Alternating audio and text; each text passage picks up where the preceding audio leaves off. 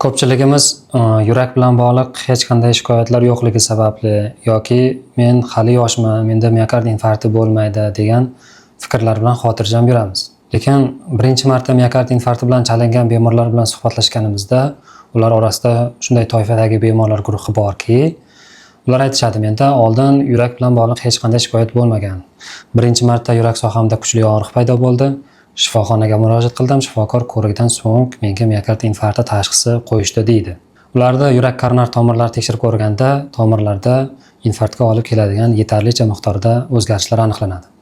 Masalan, muhim tomoni shuki, agar bemorlar uzoq muddatli vaqti bilan yurak sohasida stenokardiyaga xos og'riqlar bilan aziyat chekishadigan bo'lsa, ya'ni masalan bu og'riqlar yurak sohasida og'riqlarni chap qo'lga, chap kurakka, jag'larga, oshqozon sohasiga uzatilishi, ushbu og'riqlarni ayniqsa jismoniy yuklamalar va psixoemotsional zo'riqishlardan so'ng kuchayishi yoki jismoniy yuklamalardan keyin hansirash va havo yetishmaslik hissi kabi yurakka xos shikoyatlar paydo bo'lsa, ushbu toifadagi bemorlar kasalligini tiklash, sog'ligini saqlash uchun yetarli vaqtga ega bo'lishadi. Ya'ni ular shifokorga borishadi, tekshiruvlardan o'tishadi, zarur davo muolajalarni olishadi va ehtimol kelajakda bo'lishi mumkin bo'lgan miokard infarkti oldi olinadi. Lekin yuqoridagi toifadagi bemorlarda infarkt bu kutilmagan holat hisoblanadi. Demak, infarkt har doim ham bizni sog'ligimiz haqida o'ylab ko'rishga, shifokorga murojaat etishimiz uchun yetarli vaqtni bermasligi ham mumkin.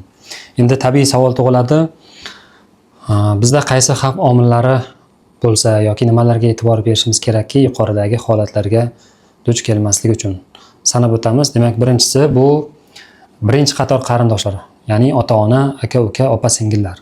Bularda yurak va qon tomir kasalliklari bilan og'riganlar bor. Masalan, qon bosimining ko'tarilishi, sizning ota-onangizda yoki aka-uka, opa-singilingizda qon bosimining ko'tarilishi yoki miokard infarkti, insult o'tkazganlar bor. Agar shunaqa kasallik bilan og'riganlar bo'lsa, demak siz ham irsiy jihatdan ushbu kasallikka chalinishga moyillik bo'ladi. Lekin bu har doim ham ushbu kasallikka chalinasiz degani emas. Sog'lom turmush tarzini yo'lga qo'yish orqali ushbu xavfni yetarli darajada kamaytirish mumkin. Ikkinchi holat, birinchi qator qarindoshlarda qandli diabet bilan og'riganlar bor.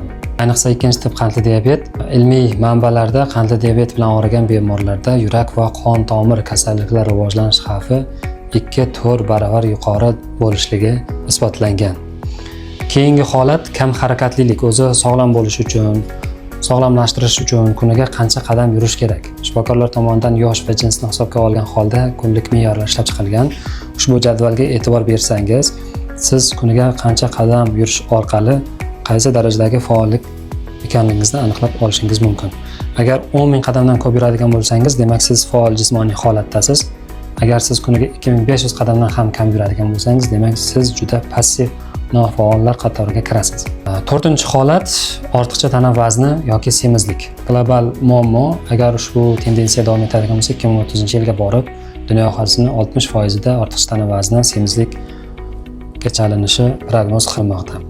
Siz ham o'z tana vazningizni va bo'yingizni hisobga olgan holda tana vazni indeksini osonlik bilan hisoblashingiz mumkin.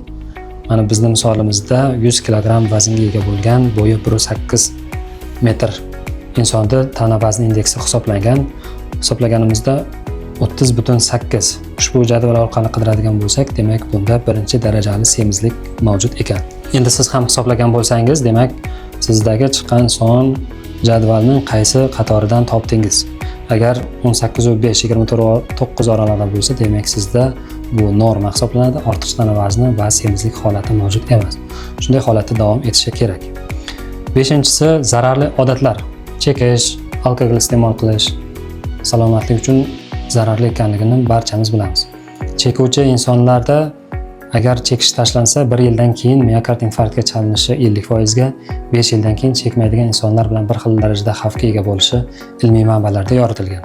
6-chi holat, sog'lom ovqatlanishga amal qilasizmi? Juda ham nozik masala.